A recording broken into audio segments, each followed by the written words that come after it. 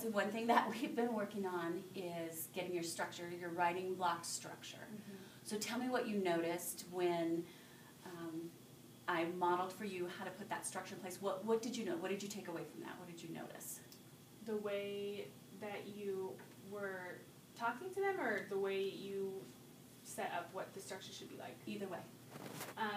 Well, I do think you're fabulous. Oh. I was having Adria, did you get that? No.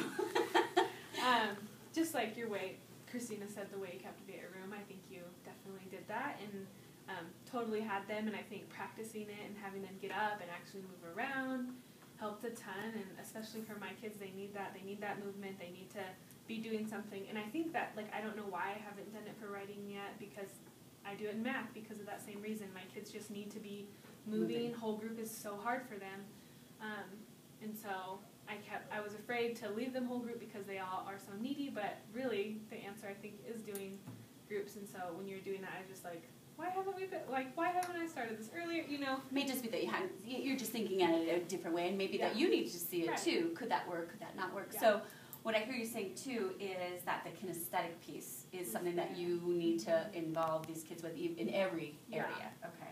And I think, you know, doing the expectations of not only what they're doing, but what I'm doing, and I think you kind of hit all the things that they do right to them, you know, like, I was almost like, oh, she noticed that I sharpened my pencil. I tried not to be too hard on that, but then I also wanted to know, you know what, we can see what you're doing in your class.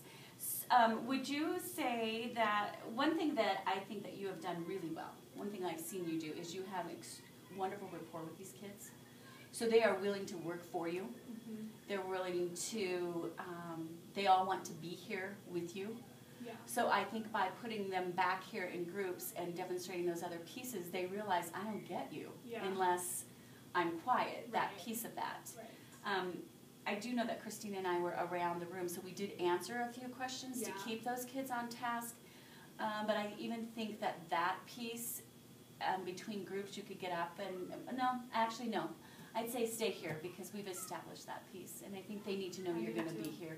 And they can save a question. Working on knowing that, like, if they have a question, okay, let me write it in the corner so I won't forget to ask her, you know. And maybe that's the piece that you do when you go back and say, I know this chart says save a question, so how do I save a question? Right. So assuming that they just assume nothing and model everything for them. Right.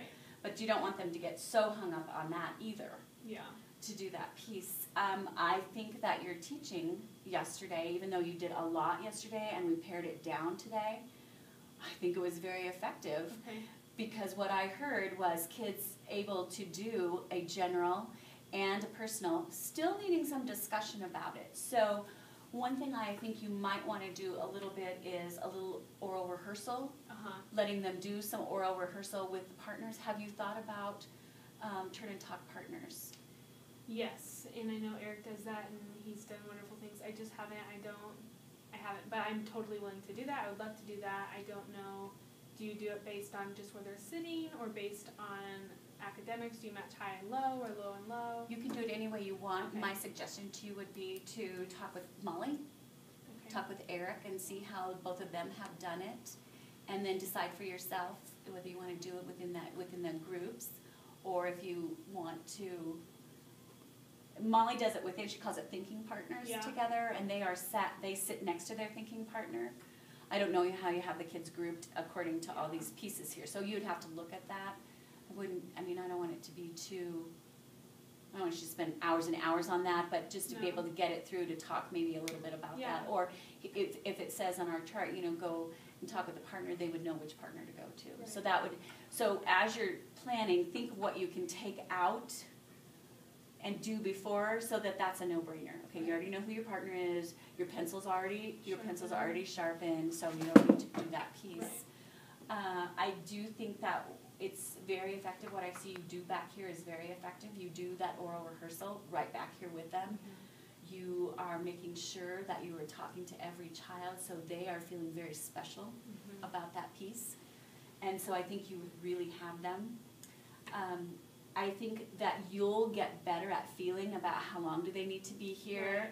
Right. And so today, had we had just done what it was and they already knew the structures in place, you probably could have gotten through at least 3 groups. Yeah. For doing it, because right as you were done, was when other kids needed to be done. So do you have thoughts about how you bring them back? Bring them back. As far as the high, low, medium, your low effort, do you have a rotation that you might think about? How you want to bring them back? Yeah, I was thinking about that too because, initially I always want to work with my low kids first because they're the ones that need it, but then by the time I'm done with my low, my high are like reading. Right. So maybe I should be pulling my high back first or high, low, medium, medium. I don't know. What are your thoughts on that? I think that you're making some good decisions there because what you were saying, if you don't pull those low ones back every time first, what do you think you're saying to them? That they can't do it without me? No. If you don't pull them back first. Oh, that they can do it by themselves. I'm trusting that you can do this by yourself and you can get started. You might want to pull them back, second group. Okay. What you're saying to those high kids is, I value exactly what you're doing and I can send you back out because they're going to be the ones that are done first. Mm-hmm. So I'm going to send you back out and give you more to do, but I value that you know how to do this and you can get started. And then you're saying to the higher group, you know what, I want to push you further. Okay. So I think that's a really good thought process of not bringing those lower kids back at first. So what do you think you're walking away with? Definitely, this is what I want it to be with every day. I think we're going to start practicing and really be harsh on the modeling and go back to that anchor chart daily. And maybe instead of, I know we took a long time to kind of practice all those behaviors, but maybe just practicing one behavior that one time or from the day before of like, we had it all, but we just really don't have our pencil sharpened. Let's review that one thing the next day and being on top of those minor things now so that hopefully it's easier later down the road. So do you have a structure for when they can get their pencils sharpened? I let them sharpen whenever, but I clearly that's something that you see as something, so maybe I know Eric has pencils in the middle of his table group, so maybe that's something I can do, pencils that are already sharpened. And then have a time for, okay, it's time to sharpen our pencil buckets between 10:05 and 10:10, those kinds of things. So that those they are know. Easy changes. Exactly, and that's something that they can do that, like, okay, here's when she wants me to sharpen it, so it's ready to go. Right. Which is why I started counting as soon as they got up. You know what, we're not going to spend much time on this because this should have been done. And I realized we didn't have it, but to give them that urgency that, you know what, it should only be 10 seconds from the time I get back here to the time you get started. Right. But I also think that they did a nice job of responding to that structure. Mm-hmm. So I think that structure piece is, when you think about it, so we know we have a time for the pencils. Right. And and I would use that, I'm going to count down from 10 and you got to be ready to go. I'd give them 10, not 5, because, by the time everybody gets there. What are your thoughts about how you're going to get those kids that you want back here and ready to go? Do you want to name the groups? Do you want to? Yeah, okay. So I started something and then my computer died yesterday during our meeting. But kind of shapes, and I was thinking I could do, because right now we're doing geometry, so I was thinking I could do like rhombus and those kinds of things. And Absolutely. So like call rhombuses back or something like that, and have that on the smart board. Do you think too, back here you could also have a visual? So whatever it is that on this table, before you even start writing, you have something, a flag or something, so they know this is who's coming first today. Okay. Along with that, so that there's both. Okay. So then there's no reason for you not to know who's coming back. Yeah. So as you're coming back, what will be how you're going to pull them back? What will you say? Just rhombuses come, or will you think about? Those are the kinds of things you have to think about so that your transition is smooth. So that you're saying rhombuses, I need you back at my table in 5. Okay.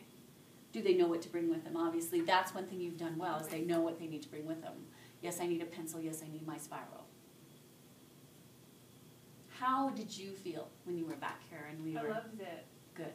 It made me want, it was just so good. It was like a good moment for me as a teacher of, this is what this is what I've been trying to do in writing, and I just haven't got there, and I felt like this is what I want, and I'm sure it was perfect version because we just went over everything today, but in the ideal world, I would love to do that all the time because I was able to. In writing, you have time to do that because they're writing, and so that takes time, and so you're able to work with kind of 5 kids at once because you're able to bounce back and forth. So I thought that was awesome, and even being able to hear each other's ideas and hear from me, it was great. I think, too, listening, one thing that you did well back here is you make sure that you listen to everyone and everyone feels very valued, and I heard that when I said, what made it fun when you were back there? And Gabe said, we could hear everybody and we could listen to what they were saying. So they are appreciative of that fact. Right.